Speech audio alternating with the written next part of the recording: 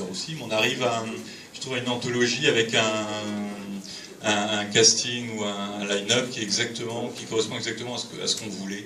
Et l'idée de départ, je réinsiste un peu là-dessus, c'était d'avoir effectivement un auteur qui travaillait sur un lieu, et c'était d'avoir une espèce de monographie de Marseille. Donc on parle beaucoup de Marseille, pardon pour les banalités, mais c'est comme ça, on parle beaucoup de Marseille par le biais de la presse, par le biais des médias, et finalement, il y a une façon qui est vraiment passionnante de raconter Marseille, de décrypter, de décrire cette ville, c'est par la fiction.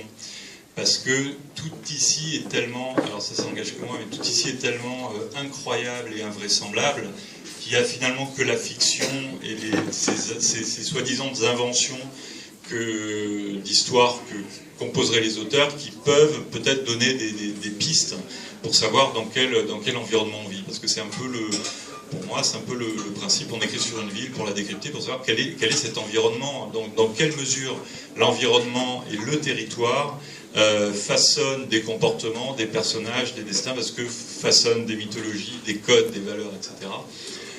Donc l'idée c'était de regrouper, tous ces regards venant d'écrivains qui sont, à mon avis, il y a une intéressante diversité pour nous tous. Il y en a qui sont nés à Marseille, qui ont grandi à Marseille, qui sont encore à Marseille, qui ne sont pas partis. Il y en a qui ont grandi à Marseille et qui sont partis pour aller vivre ailleurs et faire une autre tranche de vie ailleurs, disons. Il y a des écrivains qui débarquent à Marseille, donc qui ne sont pas marseillais, qui arrivent dans cette ville, qui viennent de s'y installer. François Beaune, pour ne pas le citer. Voilà, tous ont une relation à Marseille un rapport à Marseille qui est différent, affectif et autre. Et d'un autre côté, on voulait non plus ne pas trop polariser sur justement le polar et le roman noir, et proposer à des écrivains qui viennent, soit qui ignorent totalement ce que peuvent être les littératures de genre, soit qui s'en fichent complètement, qui ne sont pas du tout dans des jeux d'étiquettes.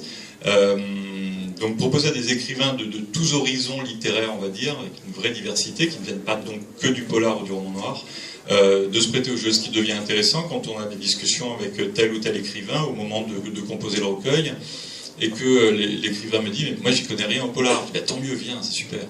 C'est là que ça va être intéressant. Ou l'autre me dit « moi je connais pas très bien Marseille ». Mais justement, c'est ton intuition qui va faire que.